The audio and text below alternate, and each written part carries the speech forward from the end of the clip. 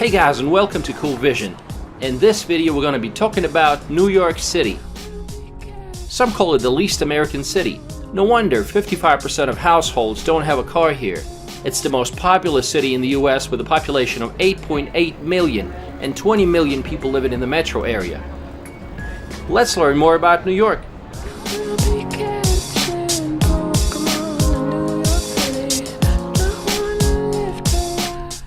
New York City is situated on a large natural harbor composed of 5 boroughs: the Bronx, Brooklyn, Queens, Staten Island, and of course Manhattan.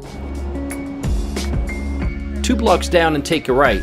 A block has a literal meaning here. All streets are perpendicular and form a grid.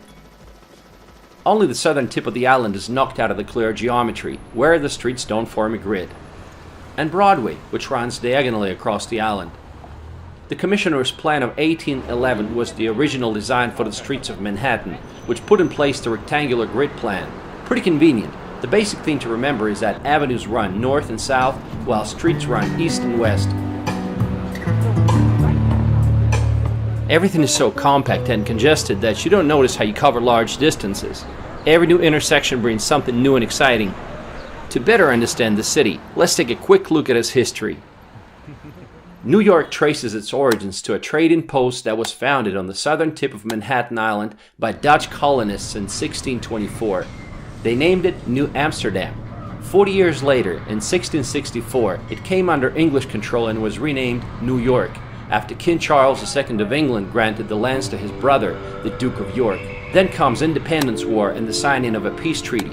British troops set sail for their homeland, and in 1785, New York became the capital of the United States for 5 years. The city is turning into a large industrial and financial center.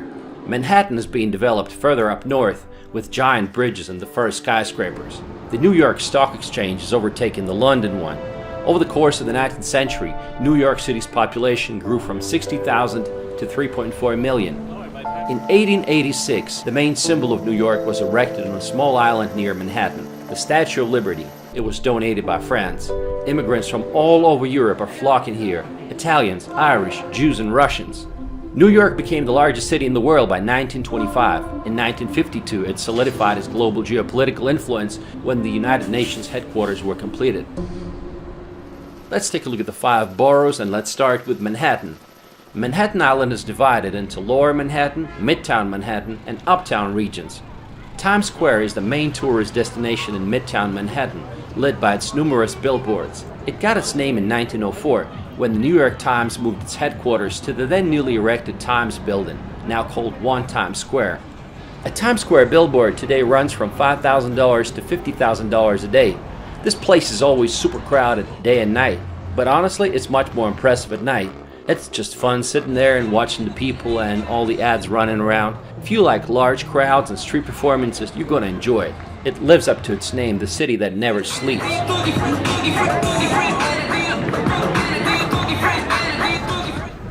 Oh, by the way, see those ATVs?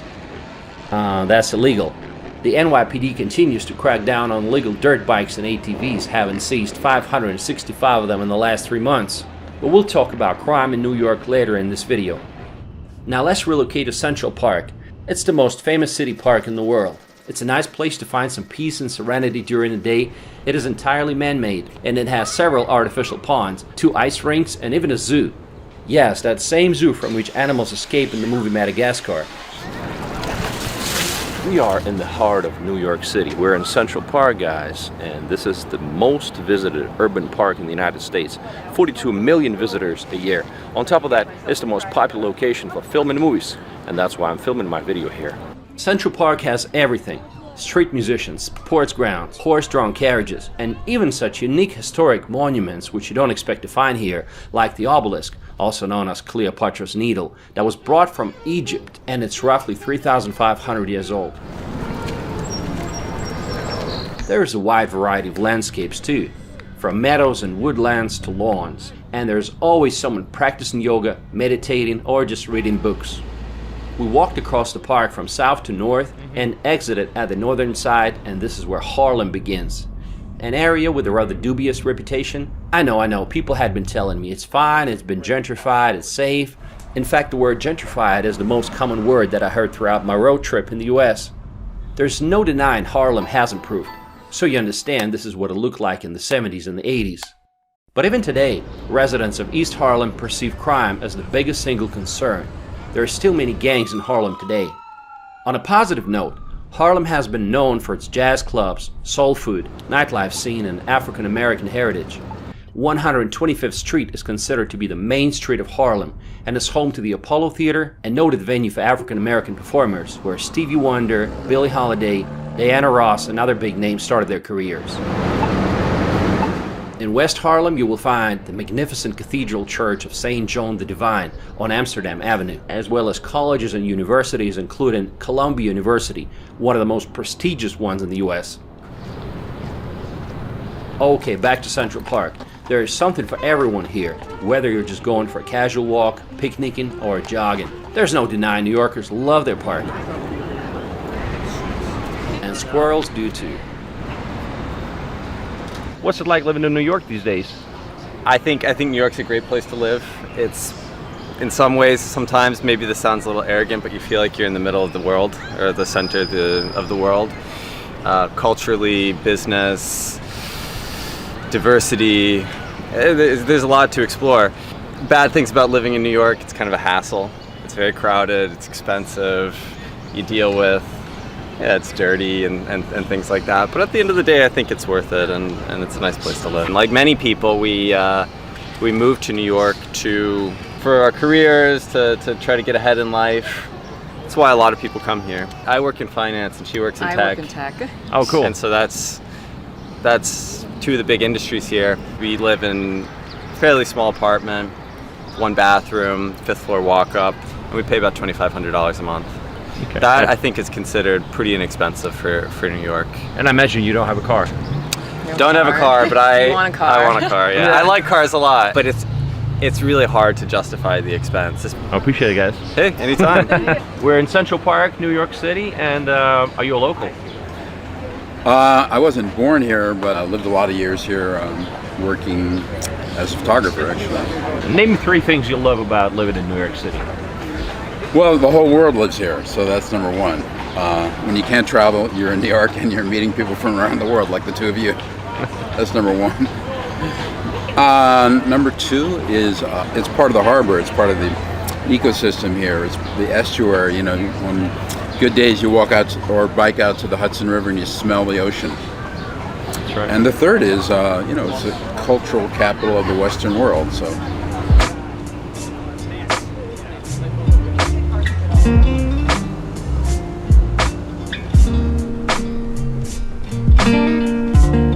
The Big Apple's most famous street is the 5th Avenue.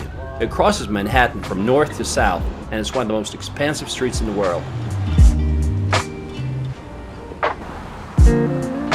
So many interesting things here. World's famous Apple store, Trump Tower with BLM mural in front of it, Flatiron Building, St. Patrick's Cathedral, a gorgeous Catholic cathedral that was built in 1878, Empire State Building, and so much more. A section of 5th Avenue running from 34th to the 60th Street is a concentration of boutique shops and expensive high-end stores. This is where Audrey Hepburn freezes on the sidewalk and stares at the jewelry store window in Breakfast at Tiffany's.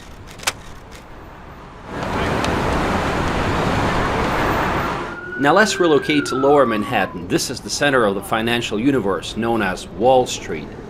Bankers and stock traders rush to their offices early in the morning. The city's security industry represents over 163,000 jobs with an average salary of $422,000 a year. Impressive. This is where you find headquarters of JP Morgan Chase, Citigroup, and other financial giants. New York Stock Exchange and the NASDAQ, the world's largest stock exchanges, are both located here. This is the famous New York Stock Exchange. If you happen to own some American stock, this is where they're trading. I got some stocks, so I want to figure out what's going on. On Wall Street, you will find Trinity Church and Federal Hall.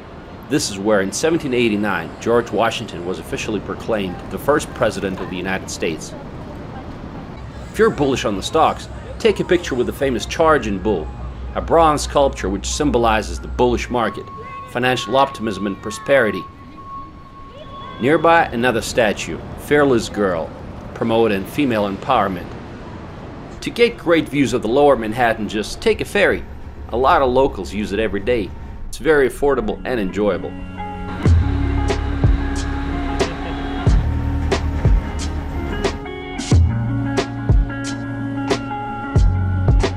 If you're looking for some awesome views of the city, you might want to check out the best observatories. First, the Empire State Building. It's a 102-story Art Deco skyscraper, which provides stunning panoramic views. It was the tallest building in the world from 1931 till 1970. From here you can see the Chrysler Building, considered by many to be one of New York's finest. Next, Top of the Rock, observatory on top of the Rockefeller Center built by the Rockefellers in the 1930s. It has an ocean liner style design and offers a 360-degree view of the entire Manhattan. Third, the highest observation point, One World Trade Center, the tallest skyscraper in New York and all of the US, completely enclosed and with a 360-degree view. One of the new additions is the Edge, located at the Hudson Yards, that has an observation deck with a glass floor. Sadly, we didn't get a chance to visit because it was too foggy on that day. Also, at the Hudson Yards, you can visit the Vessel. It's a 16-story structure of connected staircases. Very cool shape, and it reminds me of a beehive. Another great idea to get great views is to take a funicular ride to Roosevelt Island. This small island is in the middle of the East River between the shores of Manhattan and Queens. Today it's just another residential part of the city. This is Queensboro Bridge and we are in Roosevelt Island, and to get here you can take a cable car, which is part of the public transportation system of New York City, and the fare is the same as it is for the subway, $2.75.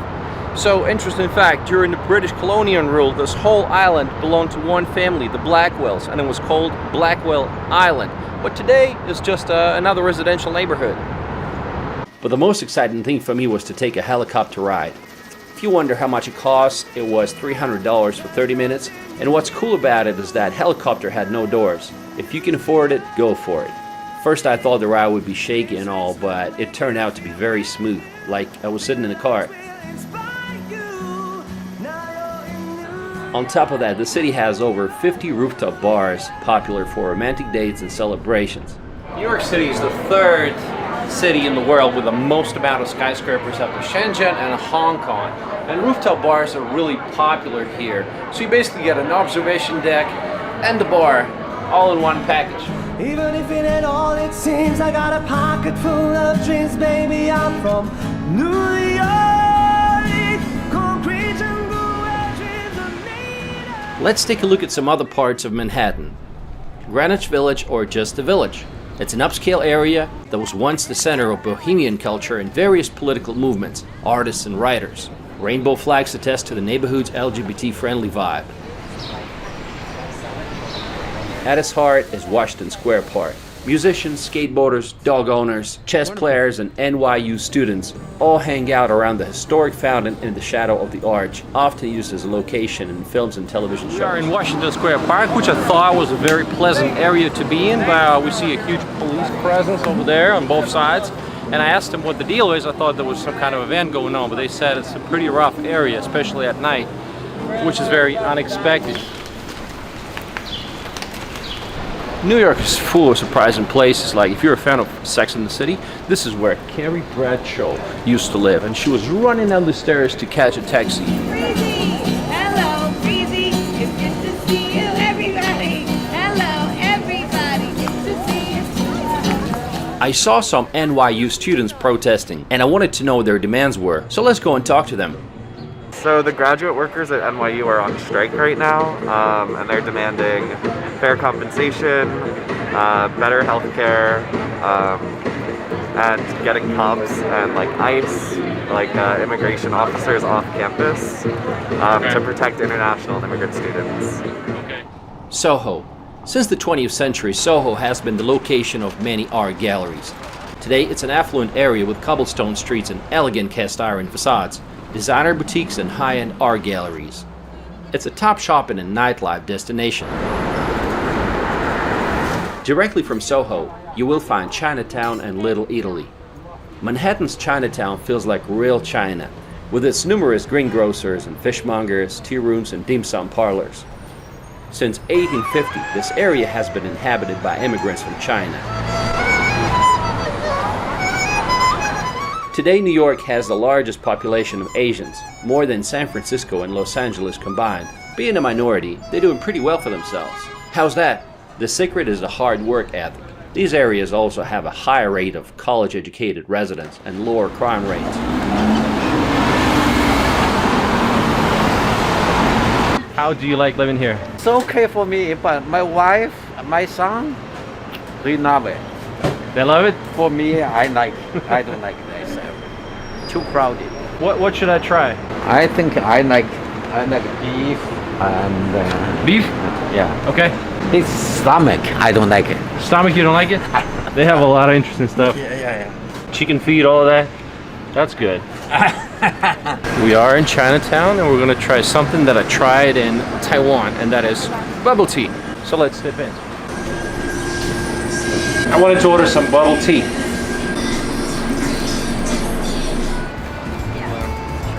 Nearby, you'll find Little Italy. When Italian immigrants started moving to this Manhattan neighborhood in the late 1800s, they brought their customs, food, and language. Today, however, it's nothing like what it used to be. It's become very touristy and has changed significantly under the influence of Chinatown. I'm leaving today. Guys, the famous Umberto's Clam House. Food delicious. Are you hungry? I'm Italian. Chelsea's Manhattan's art district that mixes a variety of architectural styles, from elegant 19th century townhouses to housing projects. It's known for having a large LGBTQ population, with one of Chelsea's census tracts reporting that 22% of its residents were gay couples. If you get hungry, go to Chelsea Market. We have come to Chelsea Market to have something to eat. This is a wonderful place, lots of choices. And from what I've learned, it used to be a factory where Oreos were invented in 1912. So let's go check it out.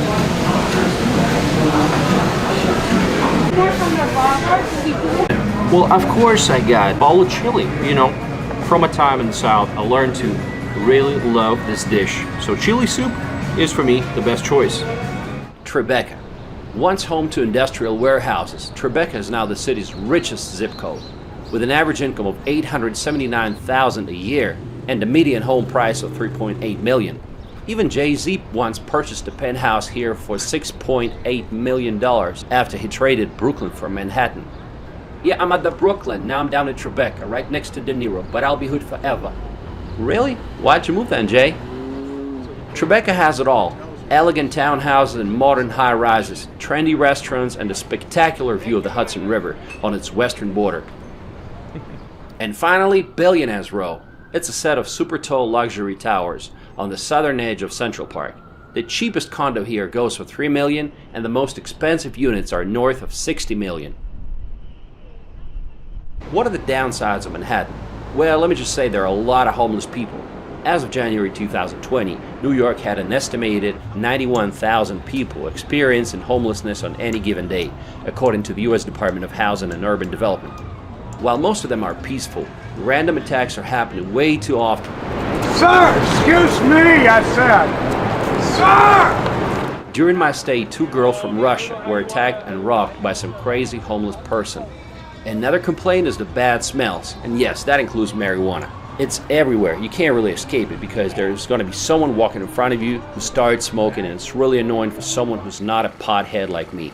Locals don't seem to be noticing any of those problems. In fact, many of them just put on headphones pretending they're too busy to be bothered with anything else.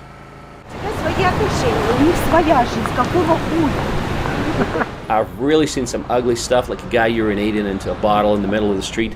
Piles of, don't get me started, okay? I think these things should not be happening in a place that claims to be the world capital. Also, the city seems to be constantly in the process of renovation. Scaffolding is everywhere. Some say companies just install scaffolding on purpose to make sure nothing falls on anybody's head, and thus protecting themselves from a potential lawsuit.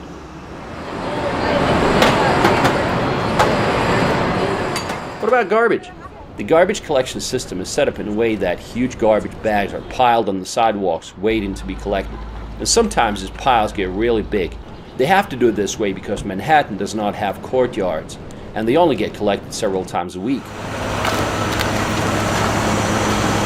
Garbage bags can really pile up at the end of the week. You know, there's one pile, another pile, which is almost blocking the entrance to this building.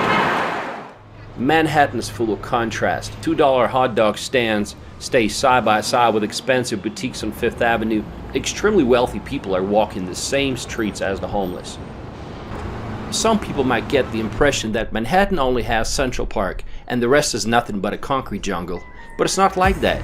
There are green areas scattered all throughout the island, like Bryant Park, located next to the New York Public Library main branch. It has a huge lawn where people are reading newspapers, playing ping pong, chess, and backgammon. In the winter, they will have a skating rink here.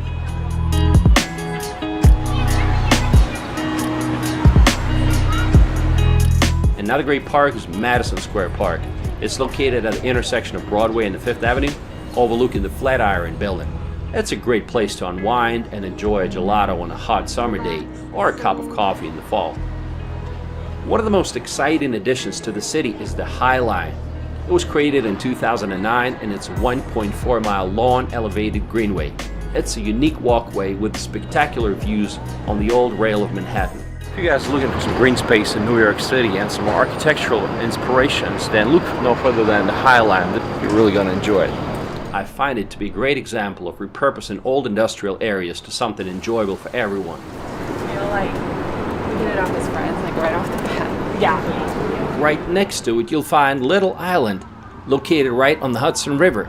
It covers 2.4 acres and is supported by 132 pot-shaped structures called tulips, suspended above the water, featuring shows at a waterslide amphitheater. It's a perfect place to unwind, walk around, explore, and listen to some live music. Let's see what it's like. You do it. Get up. Get up. Get up. Get up. Ready for the space. Zanzibar got me in the space. Comfortable to kiss your face. Living up under your arms. Night is shiny and calm. I'm looking at you. The light is blue. You got a view of the stars.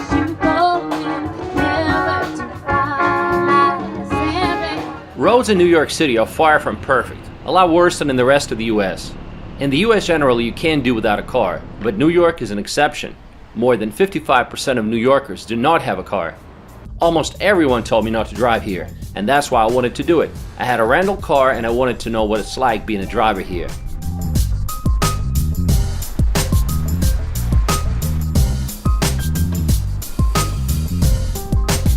Street parking in New York is a matter of luck.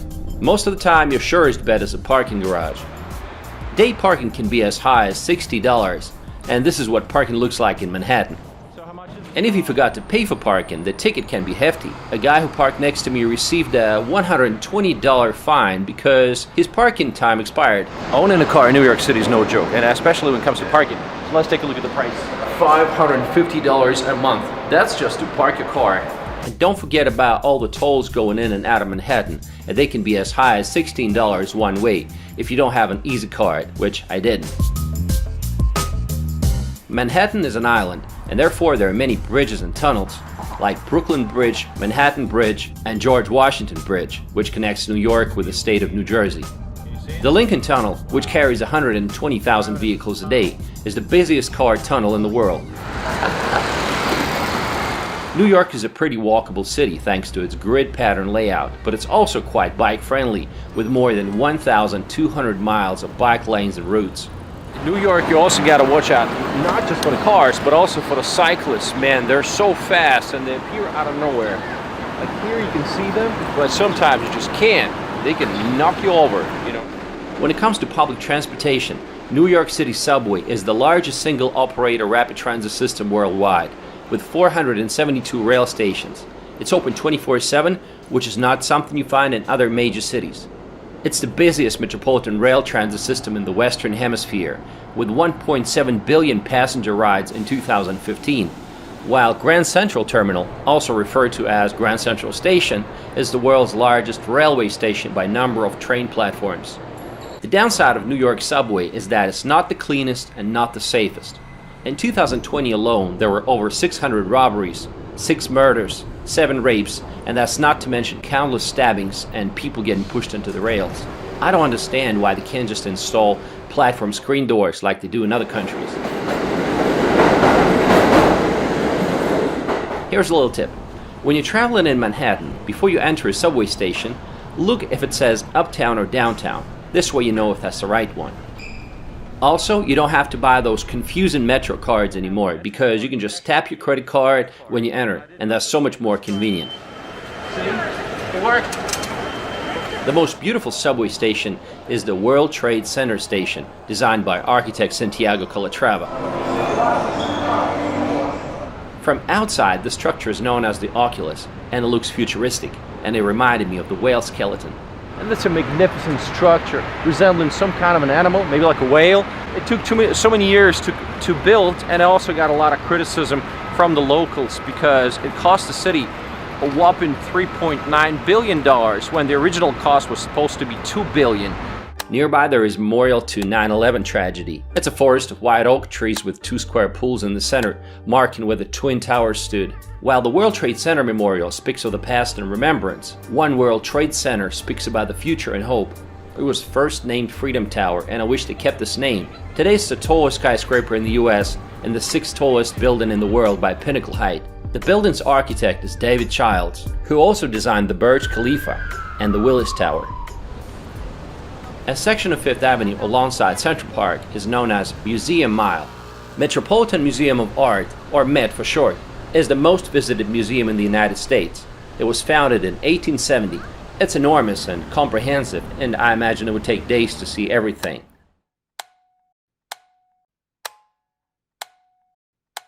My second favorite museum is American Museum of Natural History. Now that's another museum that I can visit more than once. There is so much to see. The planetarium, marine life, skeletons of huge dinosaurs. This kind of stuff is very interesting for me. Another iconic museum is Solomon Guggenheim Museum. From the outside it looks spectacular, but that was pretty much all that was interesting. Most galleries were closed at the time of the visit, and the ones that were open, well, I wasn't impressed. Well, let me just say I didn't get it, okay? Another iconic museum is MoMA, Museum of Modern Art.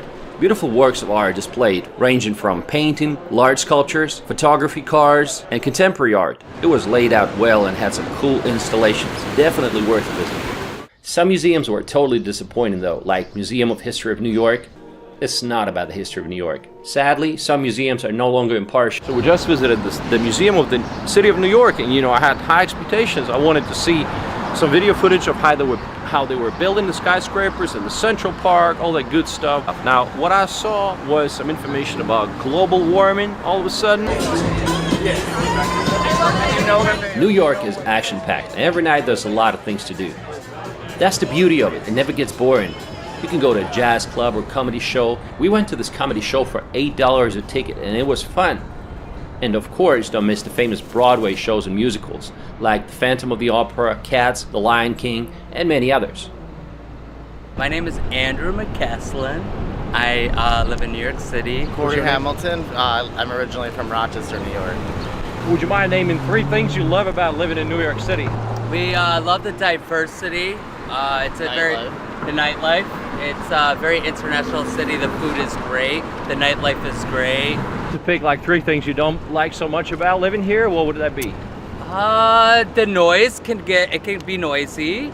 People can be aggressive sometimes, probably because there's 8.4 million people that live here. And maybe the garbage in the streets. That's right. 3 spots, your favorite spots in the city. Okay, so I recommend if you like a nice rooftop lounge, Le Bain at the Standard Hotel in Meatpacking, that's downtown. And there's also the PhD in the Dream Hotel. Central Park too. Central Park, you got the Highline Walk. You can walk up the Vessel, whatnot. Right. Okay. Not that far from here, no, actually. It's not. Okay. Appreciate it, guys. Thank you. It's so much fun. When I think about traditional New York City food, I think about pizza. So make sure you try some real New York City pizza. Welcome to Bleecker Street Pizza.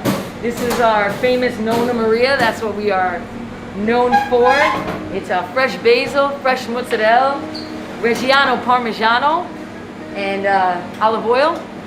We've been here since about 16 years now, and we started off with Doug Greenwood, my uncle, who was a retired captain, NYPD, and his dream was to have a pizzeria. So after 9/11, he decided to open up this place, and we've been doing it ever since. Besides pizza, you gotta try bagels, hot dogs, and baked pretzels. All right, let's start in the morning like a true New Yorker, right? Sausage, eggs, and a bagel. Doesn't get better than that. Okay, enough of Manhattan. Now let's drive to Brooklyn over the Brooklyn Bridge. It is New York's most populated borough with a population of 2.5 million. Downtown Brooklyn is the third largest central business district in New York after Midtown and Lower Manhattan. However, it is considered to be one of the least safe neighborhoods, and there's really not much to do here, so you might as well skip it. Dumbo. This area was originally a fairyland with industrial and warehouse buildings. It was bought up and remade into an upscale residential and commercial community, becoming a haven for art galleries and currently a center for technology startups. Dumbo was featured prominently in the Sergio Leone drama film Once Upon a Time in America as the location for many of its scenes. Lush green lawns, plenty of sitting, and miles of walking and running trails. This is what's called Jane's Carousel, and it was built in 1922. It was recently restored and is supposed to be open soon. Just imagine this carousel is almost 100 years old. Williamsburg, another hip neighborhood in Brooklyn. With a steady growth in gentrification, former warehouses and factories have been repurposed, and now it draws the young fashionable crowd to its fancy boutiques, trendy cafes and restaurants, while the waterfront provides stunning views of Manhattan. Nearby, Domino Park, which spans a quarter-mile along the East River near the Williamsburg Bridge. We are in Domino Park, which is in Williamsburg, which is in Brooklyn, and you can get this iconic view if you come to Domino Park. Here you'll find children's playgrounds, volleyball courts, and an elevated walkway that extends much of the length of the park, resembling the interior of the old refinery. New York City is a city of hundreds of different languages and a variety of communities. Yes, it's a melting pot, but only to a certain extent. Most of its neighborhoods are dominated by a certain ethnicity. You know, it makes sense because people love to be around other people that share a similar cultural background. Let's visit a Jewish area in Brooklyn called Borough Park. First thing you notice is the abundance of young mothers with strollers. The fertility rate for Orthodox Jews is one of the highest in the world, an average of 6.5 children per woman. For comparison, in Europe it's 1.6. Let's talk to some locals. What part of town are we in? You're in the Borough Park section of Brooklyn. What's it famous for? Jewish neighborhood. What is it that you like mostly about living here? Well, it's the community. You know, we're tight-knit, we're friendly to each other, and we know each other. And it's also that this pretty much has been home for the past 50, 60 years. This is more outdoor wear, and this is inside because Jewish men, the Torah-observant Jewish men always wear something to show that sort of deference to God. Okay. And women, they have to wear this black... Married women, they cover their hair. You go to synagogue every Sunday or...? No, every day. Every day. Saturday the services are longer because that's our day of rest. Every day you go to pray? Yeah, well, Jewish males, Jewish men and boys over 13 pray 3 times a day. I'm Russian, so obviously I had to visit the Russian-speaking community known as Brighton Beach. It's in the southern part of Brooklyn. There's a nice 5-kilometer long boardwalk running along the sandy beach. It's a very peaceful and quiet area. We have come to Brighton Beach, which is a district in Brooklyn and is famous as a Russian-speaking community that's been here since 1970s. Now it feels weird to be surrounded by people speaking Russian when you're in America. Если так пройтись, посмотрите, наверное, 90% все русскоязычные. Живется вроде здесь неплохо. Здесь поменялось как бы население. Ну, говорят, 20-25 лет назад здесь было чуть похуже, да, здесь было чуть неспокойно. Ну, из-за того, что как бы население поменялось, уже разные люди живут, ну, бывшие с наших стран, а они, ну, наши, сами понимаете, более законопослушные, и они как бы живут честненько, скажем так, да. Много ребят работают на Uber, раньше работали в такси, желтое такси, да. Сейчас очень большое население, ну, ребята очень многие вышли на траки, то есть на дальнобойщики, да. Если так взять на скидку, уборщики там от 1500 до 2500 могут заработать в неделю. Тракисты как минимум 2000 зарабатывают в неделю, да, и больше. Как вас зовут? Меня зовут Даниэль. Меня тоже. Brighton Beach is directly connected to Coney Island, which was once the largest entertainment center in the United States. It is now a residential area and is home to the largest Arab diaspora in New York. Although the rides at the local Luna Park are a bit dated, every summer locals and tourists flock to the beach.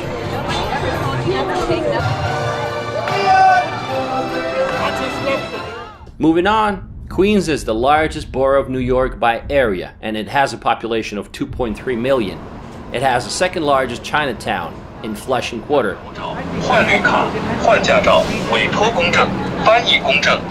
Flushing offers a good standard of living with restaurants, inexpensive shopping, and convenient transportation. 你好. 你好. So my question is, why are there so many Asian people in this part of Queens? Because people like living here, like so convenient. It looks like in China. Oh, they okay. call it Chinatown. Feels like They Chinatown. they can buy the Chinese food here, Chinese store here, and doctor here.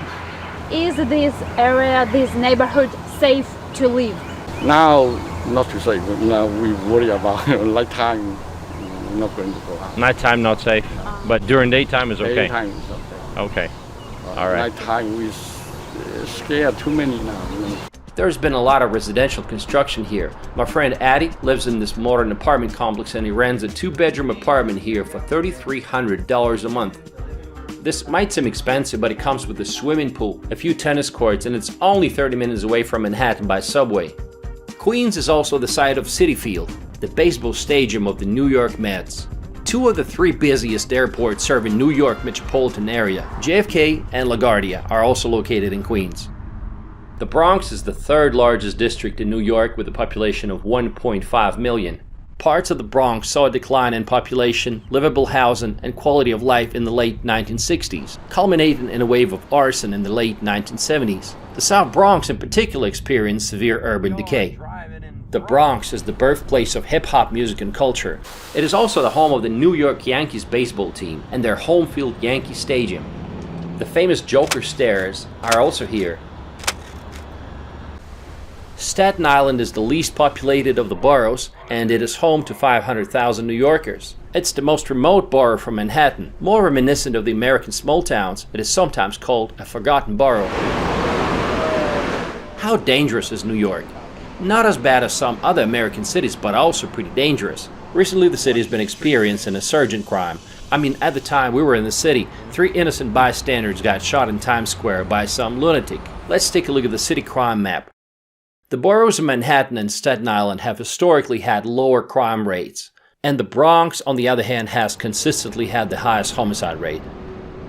NYPD Detectives Union recently blamed lefty Democrats for a New York City crime wave, saying, quote, "Dangerous policies like immediate release are putting violent suspects back onto the streets within hours of committing a crime." When I tried to interview cops, they just laughed. But off the record, they were saying the same things, that too many criminals get released as soon as they're caught. It's no surprise that living in New York City is expensive. Rent prices here are 37% higher than in Los Angeles and almost 80% higher than in Chicago. Manhattan's average rental cost is $4,200 with an average apartment size of 700 square feet. And Brooklyn's average rental cost is $2,900 and average apartment size is 651 square feet. Needless to say, New York real estate is a magnet for wealthy people. So there's no shortage of fancy mansions outside of the city. Buyers come from all over the world, China, Russia, and other countries where freedom has been jeopardized. Some of these neighborhoods don't even feel American anymore. Weird, right?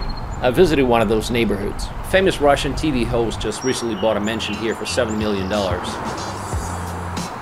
What's outside of New York City? Few people visiting the city ever get a chance to get away from it. That's a shame. Just an hour's drive away, you can find yourself surrounded by mountains and beautiful nature. National parks, lakes, vineyards, apple orchards, and golf courses. There are plenty of places to go to. Hudson Valley is one of them. It's a popular weekend getaway.